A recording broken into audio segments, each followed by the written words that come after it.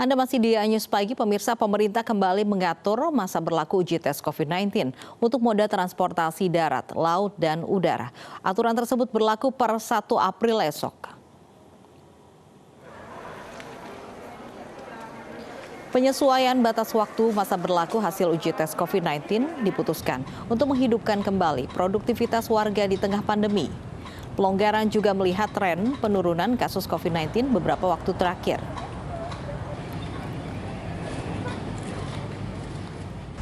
Kami himbau agar masyarakat dapat mendukung pemerintah dalam mensukseskan upaya untuk menghidupkan kembali produktivitas dengan tetap memperhatikan aspek kesehatan sehingga tetap aman COVID-19. Selain itu, peran serta petugas di lapangan dalam menegakkan aturan juga menjadi sumbangsih yang sangat berdampak.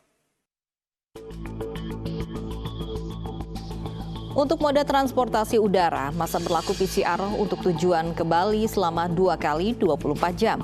Sementara di Pulau Jawa dan luar Jawa 3 kali 24 jam.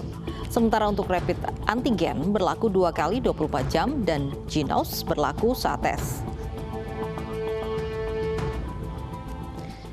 Lalu untuk moda transportasi laut dengan tujuan Bali, PCR berlaku 2 kali 24 jam. Sementara Jawa dan luar Jawa, PCR berlaku 3 kali 24 jam. Untuk rapid antigen, kedua tujuan sama, yakni 2 kali 24 jam dan Ginos berlaku saat tes. Bagi yang menggunakan transportasi darat untuk tujuan Bali, PCR dan rapid antigen berlaku 2 kali 24 jam. Sementara Ginos berlaku saat tes. Sementara untuk di Pulau Jawa dan luar Jawa dilakukan tes acak baik PCR, Ginos atau rapid antigen. Sementara untuk transportasi kereta antar kota untuk PCR dan rapid antigen berlaku selama 3 kali 24 jam dan untuk Ginos hanya saat tes.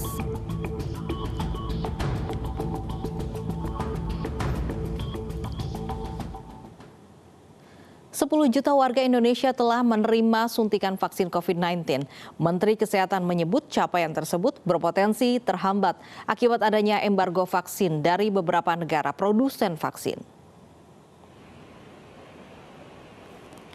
Menteri Kesehatan Budi Gunadi Sadikin menyebut saat ini laju penyuntikan vaksin di Indonesia telah mencapai 500.000 suntikan per hari.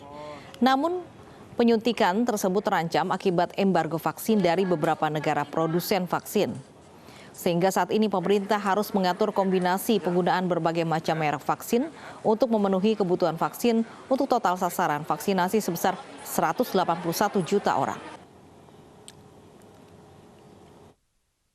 Memang terjadi lonjakan kasus di beberapa negara, termasuk di India, sehingga mulai terjadi embargo vaksin. Sehingga kemungkinan itu bisa mengganggu kedatangan vaksin atau ketersediaan vaksin beberapa bulan ke depan, terutama yang berasal dari negara-negara yang melakukan embargo. Sehingga kita perlu berhati-hati mengatur laju penyuntikan vaksinnya agar tidak ada kekosongan vaksin.